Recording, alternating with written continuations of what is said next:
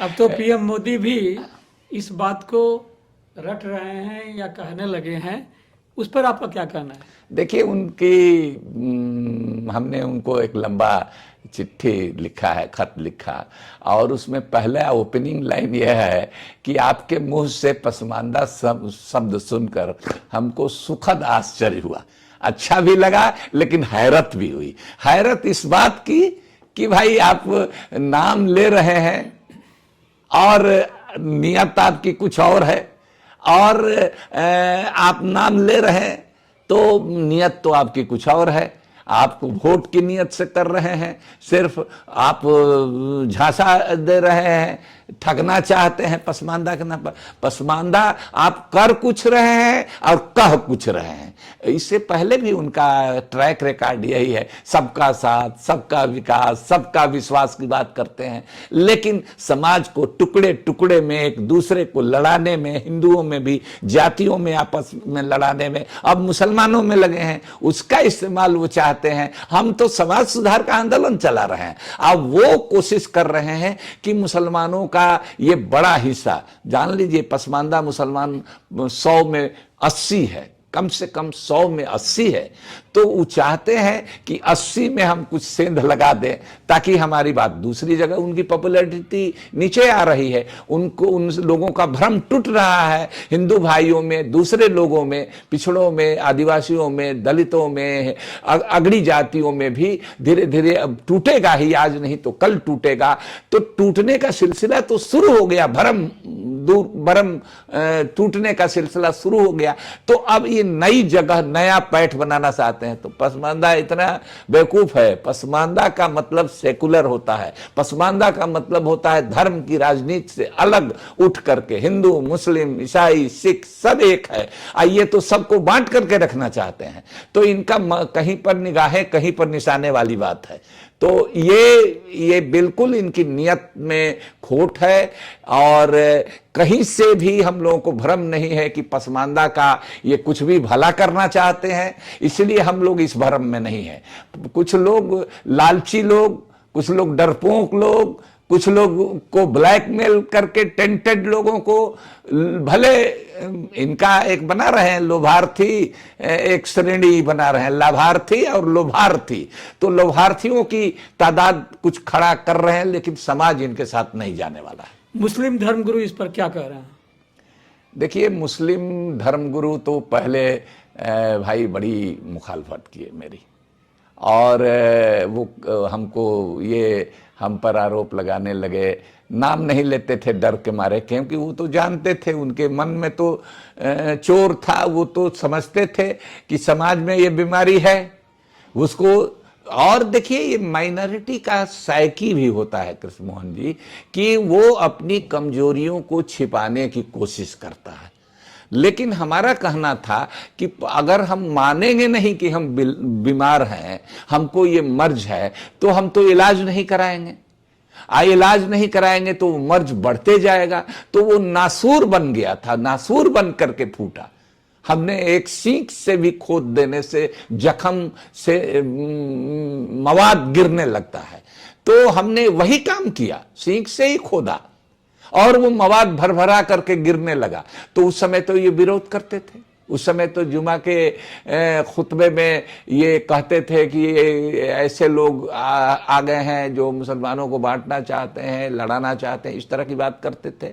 लेकिन धीरे धीरे धीरे धीरे धीरे लोगों ने समझा। अब तो सब लोग, अब हालत ये हो गई है जैसे हिंदू दलित को मोदी जी नाम लेते हैं कि नहीं, विचारधारा तो अंबेडकर साहब की अलग है, उनकी अलग है, लेकिन अब बिना उसका नाम लिए कोई भी झंडा फहराने के लिए लाल किला पर 15 अगस्त को नहीं जा सकता है, जपना पड़ता है माला। तो उसी तरह से अब कई मुस्लिम जमीयत उलमाए हिंद है और दूसरी मुस्लिम तंजीमें हैं, और मोदी जब भी जपने लगे तो इन लोगों ने देखा कि बाप रे बाप, प्रधानमंत्री जपने लगा और लोग जपने लगे। तब अब ये लोग, अभी रामलीला मैदान में एक कॉन्फ्रेंस हुआ है जमीयत उलमाए हिंद का, उन्होंने प्रस्ताव पास करके और ये कहा कि भाई हाँ, मुसलमानों में ये जात पात ऊंच नीच की बीमारी है, और इसके लिए उन्होंने कहा कि हम शर्मिंदा है। और मुसलमानों को जो रिजर्वेशन है, पसमानदा मुसलमानों को, दलित मुसलमानों को, उनको मिलना चाहिए, बात कह रहे हैं। लेकिन एक बात गलत भी वो कह रहे हैं कि मोदी जी के बारे में कह रहे हैं कि देर आए दुरुस्त आए।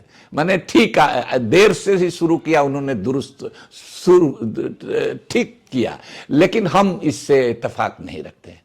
वो गलत बोल रहे हैं, वो नहीं समझ रहे हैं, शायद वो डर करके बोल रहे हैं। देखिए मजहबी इदारे जो हैं ना, ये सब एनजीओ आजकल बन गए हैं, चाहे हिंदुओं के हों, मुसलमानों के हों और दूसरे मजहबों के हैं, एनजीओ हो गए हैं। तो एनजीओ का अपना मामला है, एफसीआरए का मामला है, और ये है दुनिया भर का इंस्टीट्यूट, और उसका पैसे का हिसाब किताब नहीं। तो इस डर से थोड़ा थोड़ा दोनों तरफ बोलते रहते हैं। थोड़ा देख रहे हैं कि इनके अंदर से पसमानदे की आबादी 80% है, तो अब उनको बोलना मजबूरी है। कल तक हमको टारगेट करते थे, अब हमारी बात बोल रहे हैं तो हमको तो खुशी हो रही है। और लेकिन एक बात गलत बोल रहे हैं कि दुरुस्त है। मोदी जी दुरुस्त नहीं आए हैं, मोदी जी अपने रास्ते पर हैं, वो हिंदुत्व के रास्ते पर हैं, हिंदू राष्ट्र के रास्ते पर हैं। वो पसमानदा के या मुसलमानों के या दलितों के या पिछड़ों के या किसी मजहब से उनको कोई मतलब नहीं है, उनको कुर्सी से मतलब है, सत्ता से मतलब है। तो उसके लिए वो जातियों में, हिंदुओं में भी ये काम करते रहते हैं, मुसलमानों में भी करते रहते हैं, ये सिखों में करते रहते हैं, सब काम करते हैं। किसानों का आपने देखा आंदोलन हुआ, सिखों को देशद्रोही, खालिस्तानी क्या क्या कहा, और फिर माफी भी मांग लिया, और फिर वापस भी कर दिया बिल, और फिर उसी काम में लगे भी हुए हैं किसानों का मने ये करने में। तो ये तो उनकी फितरत है, ये करेंगे। लेकिन ये बड़े मौलाना लोग, ये लोग अगर कह रहे हैं कि दुरुस्त आए, तो उनका दिमाग दुरुस्त नहीं है। वो मोदी जी दुरुस्त नहीं दे रहा है, दुरुस्त नहीं आए हैं। इनका दिमाग, जो मौलाना कह रहे हैं कि दुरुस्त है, इनका दिमाग दुरुस्त नहीं है अभी। आप पर आरोप लग रहा है कि मुसलमानों को बांट रहे हैं। हाँ, तो कहा पहले कृष्ण मोहन जी कि हम पर शुरू से ये आरोप लग रहा था, लेकिन अब उस दिन से ये आरोप बंद हो गया, जबकि मोदी जी ने हम जिस पार्टी में सांसद थे, 12 साल रहे, नीतीश कुमार जी हमारे मुख्यमंत्री थे, पार्टी के अध्यक्ष थे जेडीयू के, रातों रात जब उन्होंने एनडीए से, बीजेपी लेड एनडीए, बीजेपी के नेतृत्व में चलने वाले, मोदी के नेतृत्व में चलने वाले एनडीए में जाकर के मिल गए, रातों रात मिल गए, तो हमने बगावत का झंडा उठा लिया और हमने उनकी मुखालफत की, और उसी मुखालफत के चलते हमको पार्लियामेंट से बाहर होना पड़ा। तो वो एक टेस्ट था, एक इम्तहान था हमारे वसूल का, हमारे ईमान का। तो उसको लोगों ने देखा। जो लोग कल तक कहते थे, दबी जुबान से ही भले सही, बिना नाम लिए ही सही कहते थे कि भाई कुछ लोग कर रहे हैं, तो उन लोगों ने देखा कि हर तरह के लोग, आज तो बीजेपी में आरिफ मोहम्मद खान, एमजे अकबर चले गए, तो इन लोगों को सत्ता में मिलता है तो चले जाते हैं कहीं भी। ये हम कह रहे थे कि जो लोग ये कहते थे, लेकिन उन लोगों ने कि देखा कि एक ये वाहिद आदमी है पूरे मुल्क के अंदर में, अली अनवर जिसका नाम है, जिसने एक क्षण भी नहीं अपने वसूल से समझौता किया।